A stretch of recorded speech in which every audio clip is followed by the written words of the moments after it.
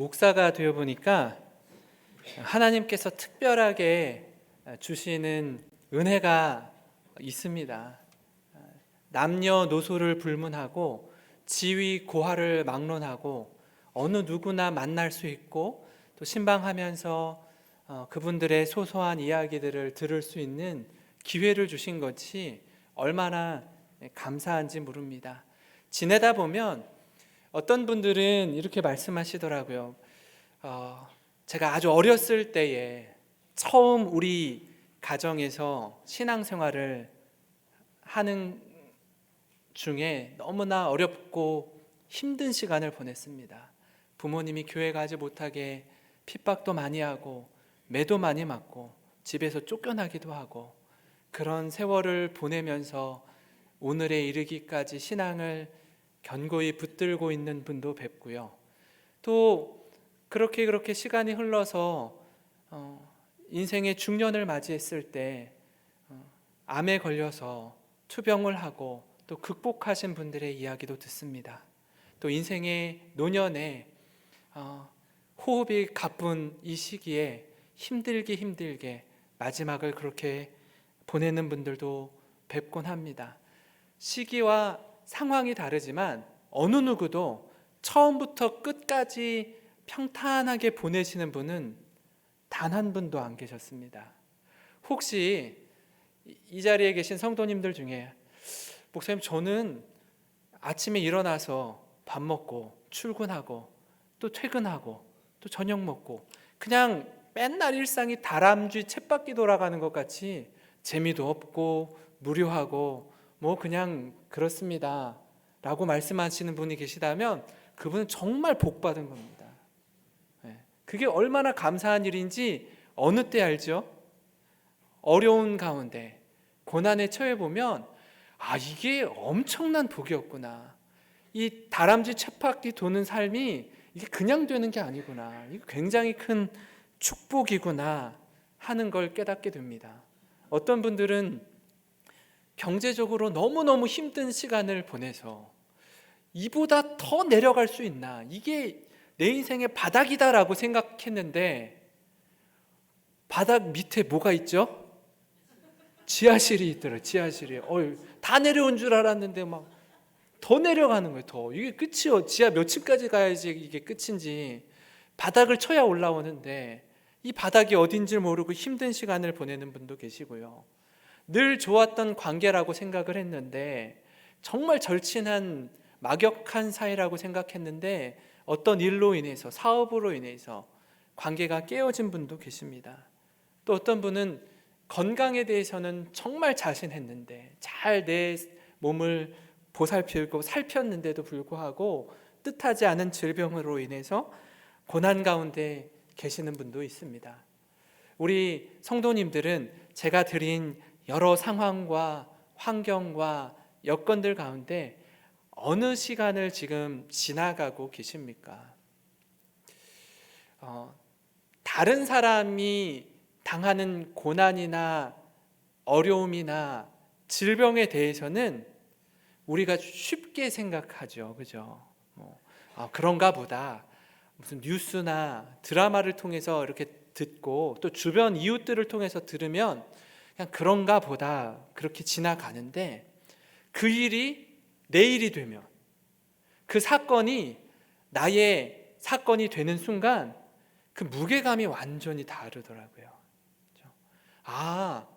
그 권사님이, 그 집사님이, 그 장로님이 이런 시간을 보냈을 텐데 내가 그때 너무 가볍게 생각했구나. 이거 굉장히 힘든 것이었구나. 우리가 직접 경험해야 깨닫게 됩니다. 우리 성도님들의 가정은 어떠십니까? 잘 지내고 계십니까? 오늘 이 시간 모세가 하나님과 대면하여서 하나님의 말씀을 듣는 40일 동안에 시내산 밑에서 일어난 이스라엘 백성들의 이야기를 함께 나누려고 합니다. 그때 모세가 하나님 앞에 어떻게 기도하고 무엇을 구하는지 그 마음의 중심을 보면서 우리와 관계하는 사람들, 그리고 내 안에 일어나는 여러 가지 일들 속에서 어떻게 대처하고 어떻게 믿음의 삶을 올곧게 살아가는 것이 하나님을 기쁘시게 하는 삶인지 같이 살펴보고자 합니다. 모세가 이스라엘 백성들을 이끌고 이제 출애굽을 하죠. 그 과정이 만만치 않습니다. 사실 하나님께서 출애굽기 1장에 보면 이스라엘 백성들의 그 신음소리를 들으셨다라고 말씀합니다. 이 종살이하고 있는 것이 너무나 힘에 겹고 지쳐서 하나님 살려주십시오. 하나님께 부르짖는 그 기도를 들으시고 하나님이 아브라함과 이삭과 이스라엘, 야곱과 약속한 언약의 내용을 기억하고 그들을 인도해 내십니다. 누구를 통해서요? 모세를 통해서. 그래서 10가지 재앙을 통해 이스라엘 백성들을 애굽에서 탈출시키죠. 그 마지막 10번째 재앙이 뭐죠? 장자의 죽음입니다. 그 어린 양의 피로 그 문설주에 바른 가정은 누가 있든지 누가 되었든지 다 생명을 얻게 되지만 그렇지 않은 가정들의 장자들은 다 죽임을 당합니다. 그래서 하나님의 영이 이렇게 가면서 어린 양의 피가 없는 곳은 장자를 다 치시죠. 있는 곳은 패스 오버해서 갑니다. 그날을 뭐라고 하죠? 유월절이라고 합니다. 그렇게 해서 새 생명을 얻은 사람들이 애굽을 나와서 막다른 홍해 앞에 서고 뒤에는 이집트의 군대가 따라오고 있고 앞에는 홍해가 놓여 있습니다. 모세가 지팡이를 들어서 내리치고 그들이 홍해를 마른 땅처럼 걸어갑니다. 하나님이 낮에는 불기둥으로, 낮에는 구름 기둥이죠. 낮에는 구름 기둥으로, 밤에는 불기둥으로 그들을 보호하시고 지켜주십니다. 음식을 원하자 반석을 쳐서 물을 내시고 만나와 메추라기로 먹이십니다. 이 모든 과정을요 생생하게 경험하는 거예요. 이 기적이 일상처럼 경험되어지는 것 아닙니까? 그런데 모세가 시내산에 올라갈 때에도 여호수아를 데리고 가요. 그러면서 출애굽기 24장에 이렇게 부탁합니다. 나랑 여호수아 올라갈 테니 너희들은 어떤 문제가 있거나 어떤 상황이 벌어지면 누구와 소통해라? 아론과 훌에게 가서 물어라 라고 얘기합니다. 그리고 올라가는데 이 시간이 하루가 지나고 이틀이 지나고 열흘이 지나고 20일이 지나는데 내려오질 않는 겁니다. 그때 일어나는 모습입니다. 사실 하나님은 이전에 십계명을 주시면서 이스라엘 백성과 만납니다. 너희가 거룩하고 성결하게 준비하고 나를 맞아라. 그리고 이렇게 맞닥뜨렸을 때 이스라엘 백성들이 두려워서 벌벌벌벌 떱니다. 하나님의 임재를 경험한다는 게 이렇게 무서운 건지 몰랐습니다. 그래서 출애굽기 20장 18절부터 20절에 이렇게 말씀합니다. 뭇 백성이 우레와 번개와 나팔 소리와 산의 연기를 본지라 그들이 볼 때에 떨며 멀리 서서 모세에게 이르되 당신이 우리에게 말씀하소서 우리가 들으리이다. 하나님이 우리에게 말씀하시지 말게 하소서 우리가 죽을까 하나이다. 모세가 백성에게 이르되 두려워하지 말라. 하나님이 임하심은 너희를 시험하고 너희로 경외하여 범죄하지 않게 하려 하심이라. 그러니까 모세가 중간에서 중재자의 역할을 하는데 무섭다는 거예요. 하나님과 맞닥뜨리는 게 하나님의 임재 가운데 나아가는 이스라엘 백성들이 벌벌벌 떱니다. 당신이 그냥 우리에게 말씀해 주세요. 그걸 하나님의 말씀으로 듣겠습니다. 하나님이 우리에게 직접 말씀하시면 우리가 죽을 것 같이 두렵습니다. 이렇게 얘기하거든요. 여기 올라갔는데 내려오질 않으니까 아론에게 이렇게 말합니다. 당신의 동생 모세가 안 내려옵니다. 죽었는지 살았는지 모르겠습니다. 그러니 이제 우리가 좀 가야 되는데 애굽에서 우리를 인도하여 낸 신 하나님을 우리 눈에 좀 보여주십시오. 좀 하나님 어디 계신지 좀 보여주십시오. 우리 모세 보고 따라왔는데 하나님이 인도했다고 하는데 하나님 안 보이는데요. 출애굽기 32장 1절과 2절입니다. 백성이 모세가 산에서 내려옴이 더딤을 보고 모여 백성이 아론에게 이르러 말하되 일어나라 우리를 인도할 신을 만들라. 이 모세 곧 우리를 애굽 땅에서 인도하여 낸 사람은 어찌 되었는지 알지 못함이니라. 아론이 그들에게 이르되 너희 아내와 자녀의 귀에서 금고리를 빼어 내게로 가져오라. 누구를 위하여? 우리를 위하여. 우리를 인도할 신을 만들라는 거예요. 이스라엘 백성들의 이 고백을 보십시오. 우리는 너무 쉽게 은혜를 잊어요. 서두에 말씀드린 것처럼 엄청난 기적을 경험하고 여기까지 왔단 말이에요. 하나님의 살아계심을 경험했는데 그들을 인도했던 지도자 모세가 눈에 보이지 않으니까 보이게 해달라는 거예요. 하나님을 보여달라는 거예요. 제가 이전에 분당이랑 대전에서 말고 서울에서 사역할 때 아주 오래전입니다. 서울에서 사역할 때 김포공항 앞이었었는데 그 교회에서 파송한 어떤 선교사님이 계셨어요. 아프리카 케냐로 파송되어서 아주 귀하게 선교 사역을 감당하셨던 분이었습니다. 이분이 그 지역에 한 10개의 교회를 개척을 해서 교회를 지역마다 세웠어요. 그리고 이분이 순회하면서 이 주일에는 여기에서 그 다음 주일에는 다른 곳에서 이렇게 다니면서 주중이나 주일에 세운 교회들마다 순회하면서 말씀을 전하던 차에 어느 날은 사고가 난 거예요. 교통사고가 나서 병원에 2달을 입원해 계셨다라고 하더라고요. 2달을 입원한 사이에 본인의 원래 거주했던 본인의 집이 있을 거 아니에요? 그 옆에 교회도 있고. 근데 전도를 해서 교회를 세우고 예배를 드렸던 그 사람들이 이 선교사님이 며칠이 지나도 오지 않는 거예요. 열흘이 20일이 한 달이 지나도 오지 않자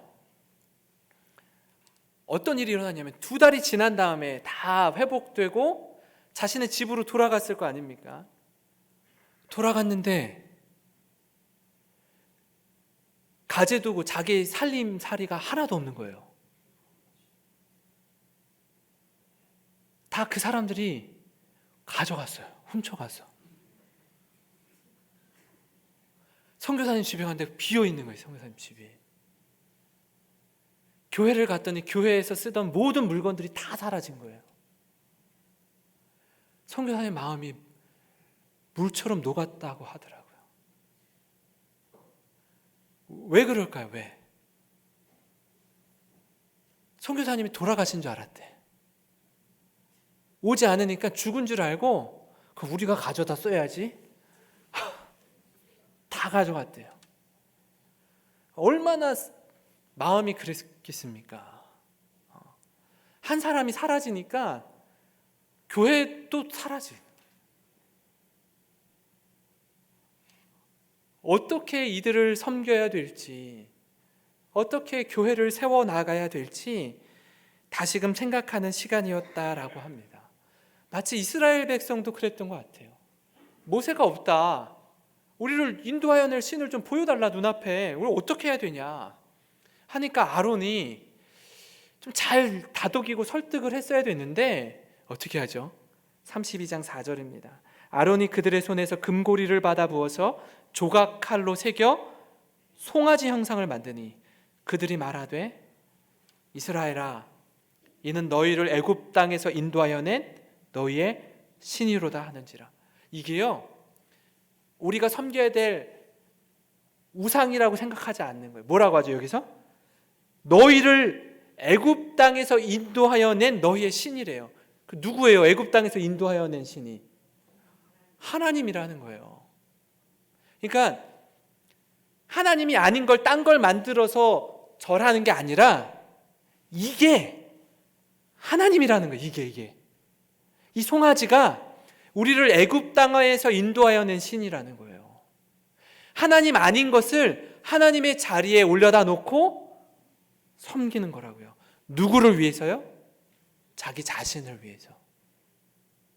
자기 자신을 위해서. 이렇게 자기중심적인 삶을 살아가는 자에게 주시는 말씀을 같이 살펴보려고 하는데요. 그 첫 번째는요, 나 중심에서 하나님 중심으로 중심 이동을 하라는 거예요.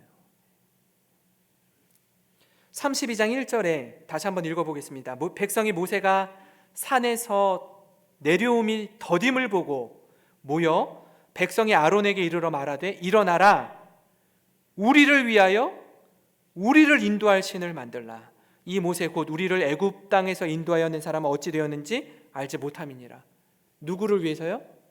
우리를 위해서요. 아까 제가 말씀드렸잖아요. 어떤 다른 장로님이, 권사님이, 집사님이 어려움을 겪을 때, 고난 중에 있을 때, 투병 가운데 있을 때는요, 남 얘기라니까요. 그냥 그런가 보다 이렇게 한다니까요. 내 이야기가 되면요, 완전 달라지는 거예요. 벌벌벌벌 떨죠. 철저히 우리는 우리 자신에게 일어나는 일과 상황들과 여건들에 대해서는요, 전혀 무게감이 다르게 느껴지는 거예요. 늘 나를 위해서 이렇게 해달라, 저렇게 해달라고 기도하지 않습니까? 내가 좋으면 다 좋아요. 내가 싫으면 다 싫은 겁니다. 뭐가 유익인지도 모르고 하나님 앞에 달라는 데 익숙한 존재입니다. 그래서 하나님을 찾다가도 하나님 외에 다른 신이, 아니면 그 누군가가 무언가를, 내게 필요한 무언가를 준다라고 하면 하나님을 쉽게 버리고서라도 따라갈 마음이 있는 사람들인 거예요. 하나님이 이 모습을 보고 모세와 시내산에서 이야기를 나누다가 모세에게 이렇게 말합니다.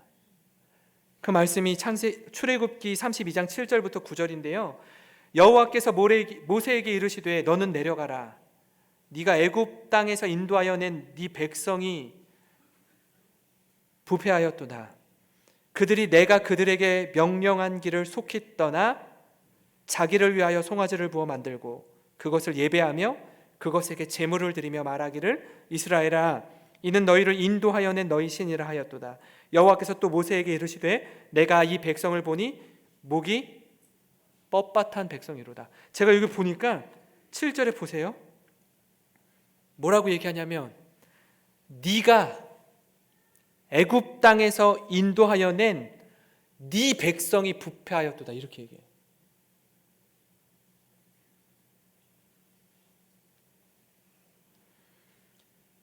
얼마나 하나님이 마음이 그렇겠습니까? 끊임없이 자기를 위하여, 나를 위하여 자기 중심적인 삶을 살아가는 이 자세가 결국엔 우상 숭배를 불러오는 겁니다. 왜 금송아지를 부어 만들죠? 보이지 않는 하나님의 형상을 가둬두고 내가 하고 싶은 대로, 내가 원하는 대로 조종하려고 하기 때문에 그렇습니다. 우리 교단이 70년대인가 교회 안에 십자가상을 다 뗐어요. 교회 안에 합동측 교단이. 왜 그랬을까요? 십자가마저도 우상의 하나로 전락되어 버릴까 봐. 중세시대 때 성상을 숭배했습니다. 예수님의 12제자를 만들고요, 사도 바울의 상을 만들고요, 마리아 상을 만들고요, 이렇게 상을 만들어 놓는 거예요. 성상. 그리고 그걸 숭배했습니다. 왜요? 눈에 보이니까 섬기기가 훨씬 더 좋은 거예요. 훨씬 더 가깝게 다가오는 느낌이 드는 겁니다. 신을 형상으로 가둬두면 좋은 점이 무엇입니까? 신의 형상이 있는 곳에서만 잘 보이면 됩니다. 이 군산 영생교회에 뭔가 하나님의 존재, 하나님의 임재를 상징하는 뭐가 있으면 그 앞에서만 잘하면 돼요. 그게 보이지 않는 곳에서는요, 내 마음대로 살아도 되는 겁니다. 얼마나 편합니까? 눈에 보이기 때문에 인식하기 참 좋습니다. 하나님은요, 그렇게 만홀히 여김을 받으시는 분이 아니라는 걸 여러분 잘 아실 겁니다. 인간의 아주 얕은 생각으로 조종하려는 우리의 탐욕과 이기심을 버리고 하나님을 믿음으로 따르는 우리가 되기를 간절히 소망합니다. 그런가 하면 자기 중심적인 삶을 살아가는 자에게 주시는 두 번째 말씀은 생명을 걸고 영혼을 사랑하라 라는 겁니다. 모세에게 하나님이 이런 특급 제안을 주십니다. 빅딜을 합니다. 32장 10절 한번 같이 읽어볼까요? 그런즉 내가 하는 대로 두라. 내가 그들에게 진노하여 그들을 진멸하고 너를 큰 나라가 되게 하리라. 하나님이 모세에게 하시는 말, 모세가 하나님께 드리는 말씀이 아니라 하나님이 모세에게 하는 말씀. 야, 여기 싹 다 진멸하고 너 하나, 너를 통해서 내가 큰 나라를 세울게. 어떻게 생각해? 이렇게 묻는 거예요. 누가요? 하나님이. 우리가 모세라면 여러분 어떻게 하시겠어요? 하나님, 나이스. 최고입니다. 저도 그렇게 생각했는데 그 마음을 어떻게 그렇게 잘하시고 제 마음이 하나님 마음과 같습니다. 이신전심 아닙니까? 이렇게 얘기하면서 그렇게 합시다. 저를 통해서 한 큰 나라 한번 세워보시죠. 이렇게 말할 만도 한데 모세가 전혀 다르게 얘기하는 거예요. 하나님, 그러면 안 됩니다. 그 말씀이 32장 12절 13절에 나와 있는데요.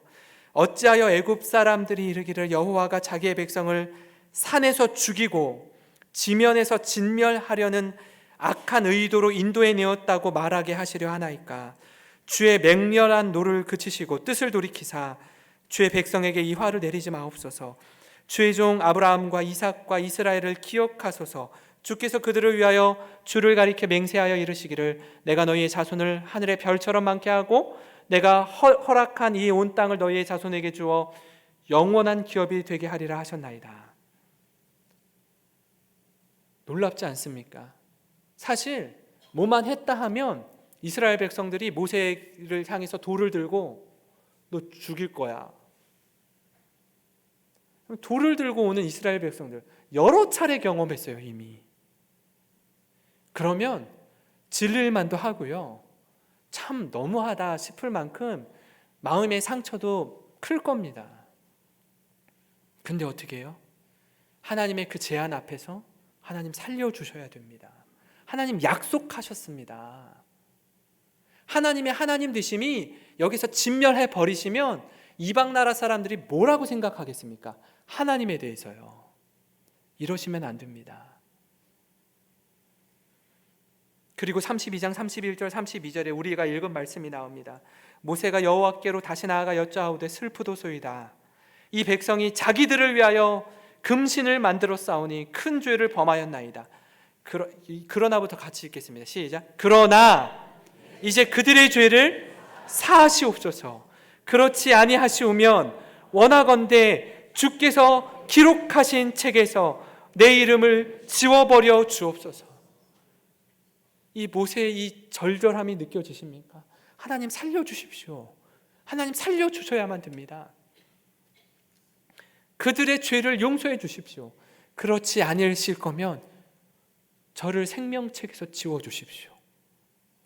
자신의 목숨을 걸고 영혼을 사랑하는 이 모세의 간절한 마음이 느껴지지 않습니까? 이 모습이 우리의 모습이었으면 좋겠습니다. 나보다 우리 가족을, 나보다 우리 민족을, 나보다 우리 교회를, 나보다 우리가 속한 공동체를 더 사랑하는 성도님들이 되시기를 간절히 소망합니다. 마지막으로 자기중심적인 삶을 살아가는 자에게 주시는 말씀은요, 용서가 능력이요 용서가 희망이라는 메시지입니다. 모세가 하나님 앞에 자신의 생명을 내어놓고 기도했던 것처럼 하나님, 그들의 죄를 사해 주십시오 라고 기도하는 이 출애굽기 말씀을 이렇게 묵상하면서 제가 예수님이 생각이 났습니다.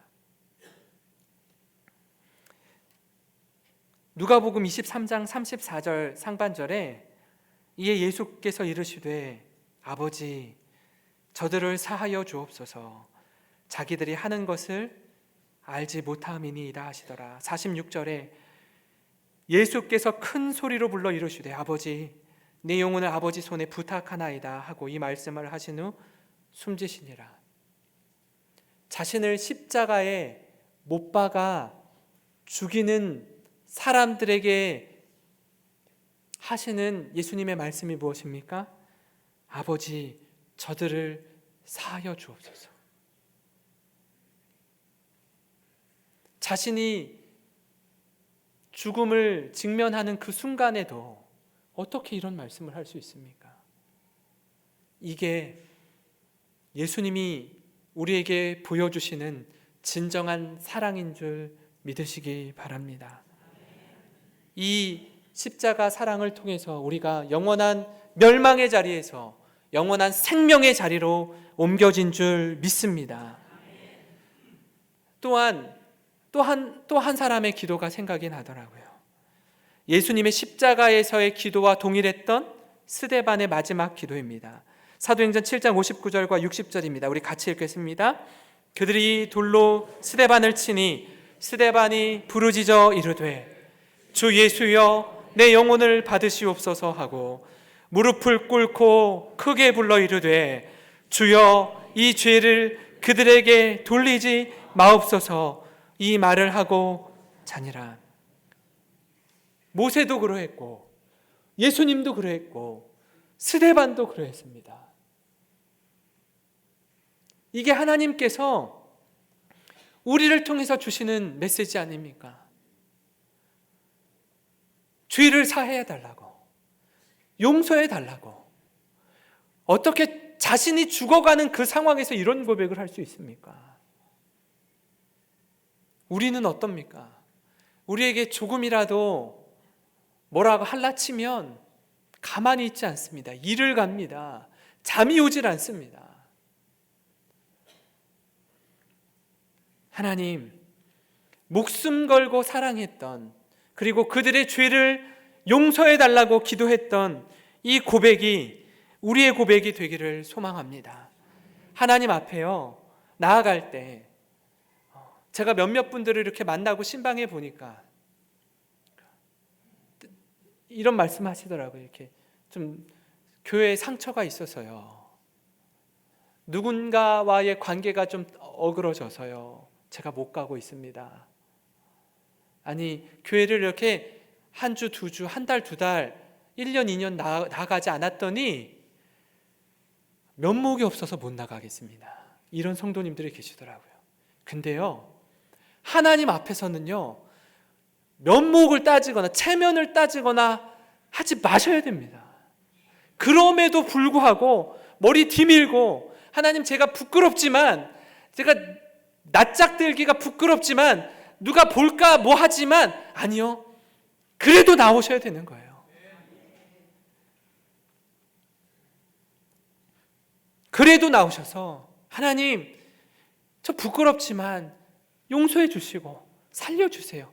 다시 한번 기회 주세요. 이게 우리가 할 수 있는 마지막 희망 아닙니까? 이 시대에도 이 모세와 같은 지도자, 모세와 같은 성도님들이 계셔야 합니다. 자꾸 문제를 바깥에서 찾으려고 하시면 안 돼요. 누구에게 화살을 쏠까 하고 관역을 다른 사람에게로 향하면 안 됩니다. 하나님, 이 백성을 긍휼히 여겨주십시오. 하나님, 우리 교회를 살려주십시오. 우리 가정을 회복시켜 주십시오. 이 모습이 우리의 모습이었으면 좋겠습니다. 우리 나라뿐 아니라 전 세계적으로 이 힘든 시간을 보내고 있지 않습니까? 우리가 기도해야 되지 않겠습니까? 하나님, 이 나라와 이 민족 이 지구촌을 살려주십시오. 이 위기로부터 하나님 은혜를 덧입혀 주시옵소서. 이 모세의 기도가 우리의 기도가 되어서 기도의 용사가 우리 군산 영생교회 가운데 일어나기를 주님의 이름으로 간절히 축원합니다. 축원합니다. 이 시간 우리 뜨겁게